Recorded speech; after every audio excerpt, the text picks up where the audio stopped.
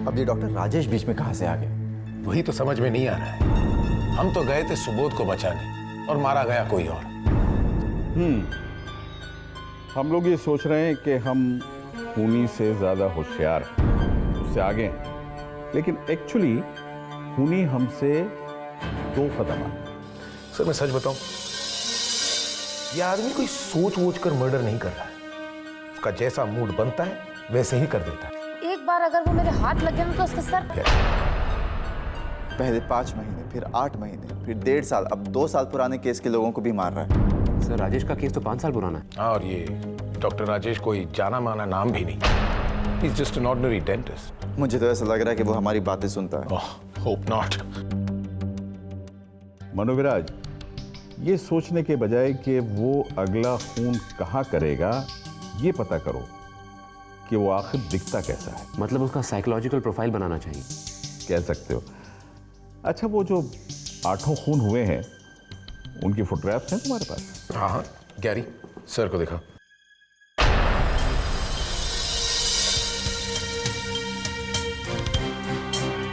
Next next next next yes next. You just go back please. अब ये गौर से देखो, खूनी इतना ताकतवर है कि वो इतने तंदुरुस्त आदमी को घसीट कर ले गया और पेड़ से लटका दिया। Go back please. घाव देख रहे हैं? घाव देखने से साफ जाहिर होता है कि खूनी लेफ्ट हैंड है, बाएं हाथ का इस्तेमाल करता है। अब 2 चीजें साफ हैं। पहली, खूनी बहुत ताकतवर है, उसकी हाइट कम से कम 6 फीट या उससे ऊपर ही है।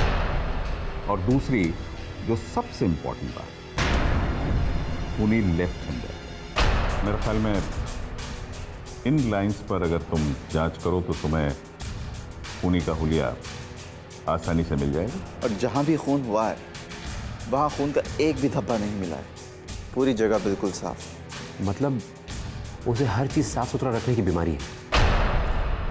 यानी बाएं हाथ का ताकतवर आदमी जो बहुत ही साफ सुथरा है और क्लियर थिंकिंग दिमाग।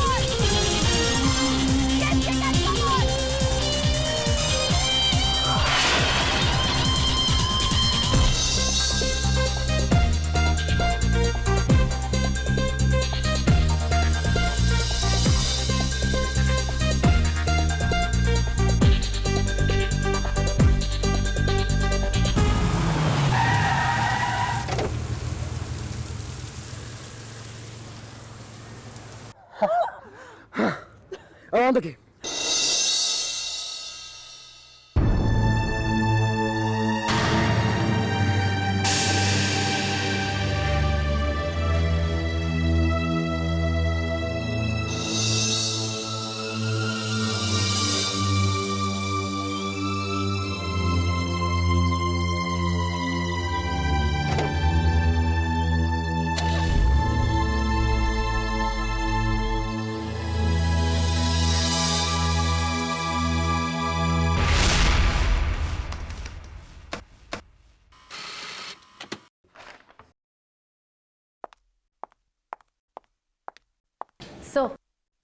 अब तक हमें खूनी के बारे में जो भी पता चला है उस हिसाब से तो उसकी यही प्रोफाइल बनती है। कद 5 फुट 10 इंच। जो भी काम करता है बाएं हाथ से करता है, न ज्यादा मोटा न ज्यादा पतला, मीडियम बिल्ड का है और काफी समझदार है। सही कहा सर आपने। बड़ी सफाई से खून करता है और कोई सबूत भी नहीं छोड़ता। यकीनन ये काम किसी अनपढ़ का नहीं, ये आदमी बहुत ही पढ़ा लिखा है। खास तौर से क्राइम पर इसकी अच्छी खासी नॉलेज है। सर फिर तो जरूर इसका एक क्रिमिनल रिकॉर्ड होगा, क्योंकि शायद ये काम किसी प्रोफेशनल किलर का है। You're right। ऐसा करते हैं, हमारे पास जो क्रिमिनल्स की डेटा है, इसकी प्रोफाइल उससे मैच करते हैं। हमारी किस्मत अच्छी हुई तो इसकी प्रोफाइल किसी न किसी से तो मैच होगी। Let's go।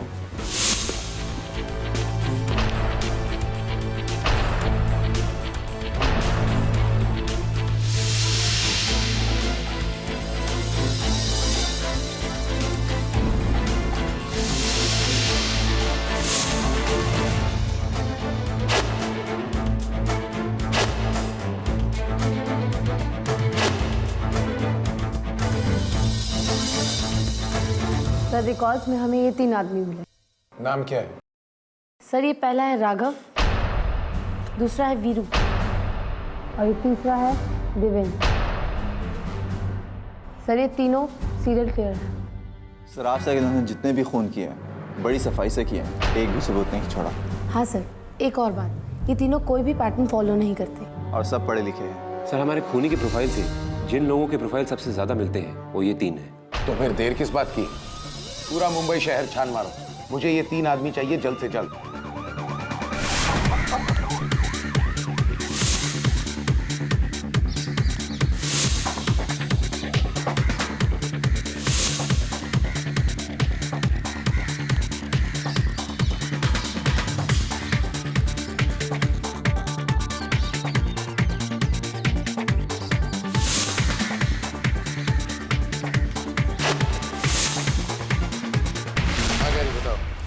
कुछ पता चला क्या?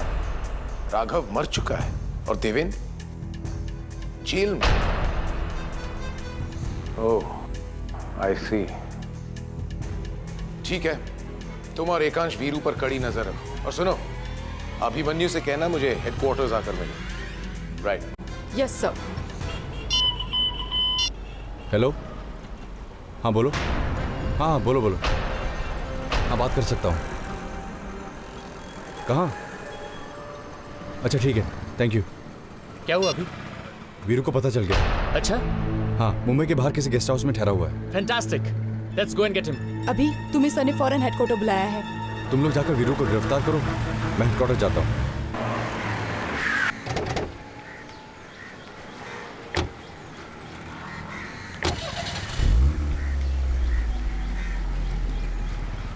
टैक्सी।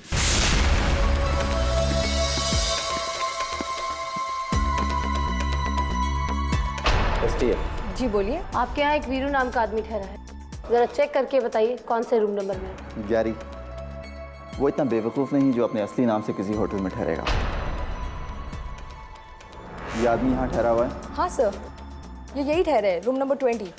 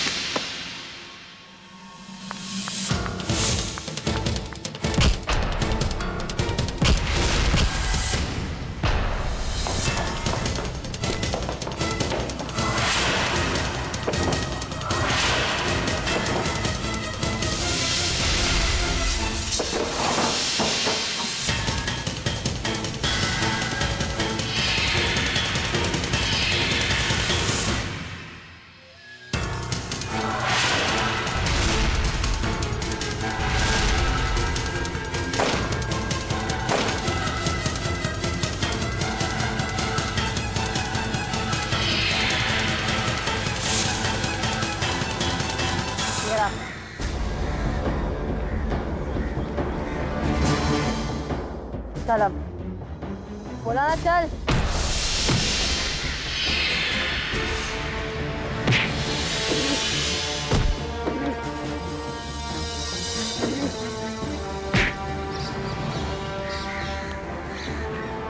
चल। ओके, ठीक है, थैंक यू। हाँ, एनी लक? सर, जिस संदिग्ध प्रोफेशनल किलर वीरू के बारे में हम सोच रहे थे, उसका इस केस से दूर दूर तक कोई रिश्ता नहीं है। यानी इन तीनों में से कोई भी हमारा खूनी नहीं? जी सर, लगता है इस बार जज साहब का तजुर्बा भी हमारे काम नहीं आया है। तो फिर वो कौन सी बात है जो हमसे छूट गई? I mean, कुछ तो है जो हमसे मिस हो गई, वरना ऐसा तो नहीं हो सकता कि 8 खून हो जाए, हमें एक भी सुराग ना मिले। यही बात तो मुझे भी खटक रही है साहब। एक काम करो अभिमन्यु, प्रोजेक्टर ऑन करो, हम सभी चीजों को एक बार फिर से देखेंगे। Something's got to give. Sir, ये मशहूर फिल्म प्रोड्यूसर दिलीप खुराना है। इसकी मौत कब हुई? सर 3 हफ्ते पहले। सर, इसके सर पे जो घाव है उसे देखकर लगता है कि क्लोज रेंज से गोली चलाई गई। आई नो दिस अभिमन्यु, कुछ नई बात सुनाओ। सर, जब पुलिस वहाँ मौका वारदात पर पहुंची तो वहाँ सारी खिड़कियाँ बंद थी। पहले नशीली दवाइयाँ दी गई और उसके बाद में फोन किया गया। Zoom in please.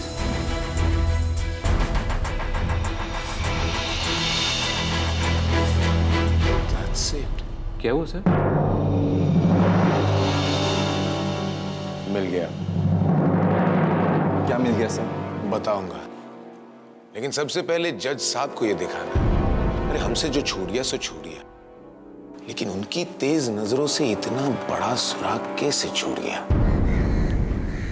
Sorry to disturb. अरे नहीं, आओ आओ आओ, कुछ खाना हो जाए। नहीं सर, मैं तो नहीं खाऊंगा, मैं तो डाइट पर हूँ। ये मौली बिरयानी, आप वसई से अपनी बिरयानी मंगाते हैं सर? अरे यहाँ की बिरयानी बहुत लाजवाब। मैं तो कहता हूँ एक मर्तबा तुम भी ट्राई करके देखो। नहीं sir, thank you very much. हम आपका इंतजार करते हैं, आप जल्दी से खत्म करके आ जाइए। ठीक है भाई, ठीक है, मैं तो खाऊंगा।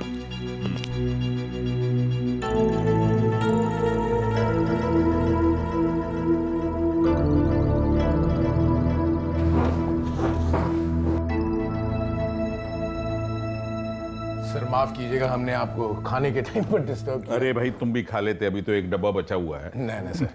सर हमें यकीन नहीं हो रहा है, हमसे एक बहुत बड़ी चूक हो गई।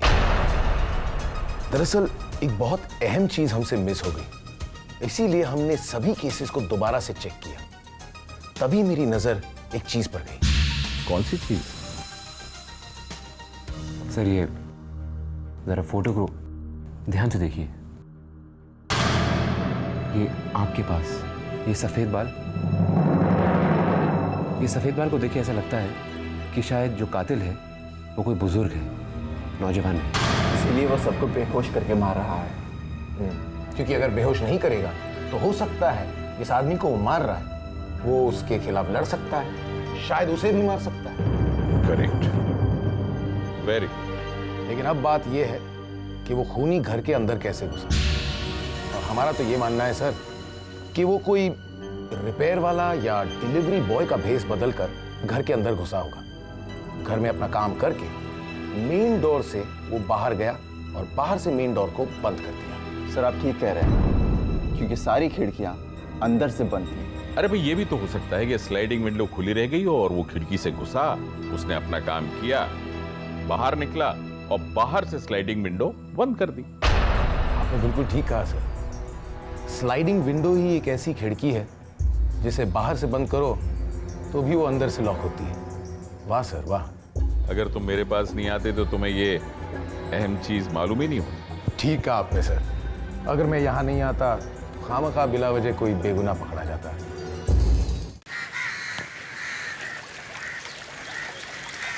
दादू, नॉट अगेन प्लीज। बेटे, मैं जानता हूं तुम्हारे कुछ सपने हैं, लेकिन तुमने कभी सोचा है कि तुम्हारी इस कामयाबी से देश को क्या मिलेगा? दादू, हम देश के लिए जीते हैं या खुद के लिए? बस तुम्हारी यही सोच गलत है। अगर हर इंसान तुम्हारी तरह सोचने लगे, सिर्फ अपने मतलब के बारे में सोचने लगे, तो देश के हित के बारे में कौन सोचेगा? दादू, दुनिया में और हजारों लोग हैं जो देश के बारे में सोचते होंगे। मैं सोचकर क्या करूंगा? लेकिन तुम क्यों नहीं? मैं पूछता हूं, तुम क्यों नहीं? तुम मेहनती हो, काबिलियत भी तुम में है। इस देश में हजारों लोग ऐसे होते हैं जो रोज किसी न किसी जुल्म का शिकार होते हैं, और चंद ताकतवर लोग इन कमजोर लोगों को अपनी मुट्ठी में दबा कर रखते हैं। उन्हें तो तुम्हारी तरह सपने देखने का भी हक नहीं।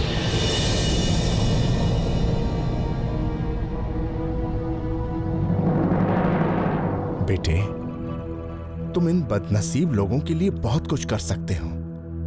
तुम में हुनर है, जज्बा है, बस जरूरत है तो दिशा मोड़ने की।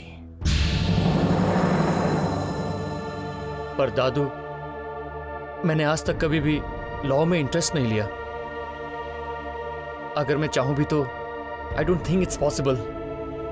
बेटे, मैं तुम्हारी मदद करूंगा, बस मन में एक बार ठान लो। Okay, I will try. मुझे तुमसे यही उम्मीद है। एनीथिंग फॉर यू दादू। God bless you.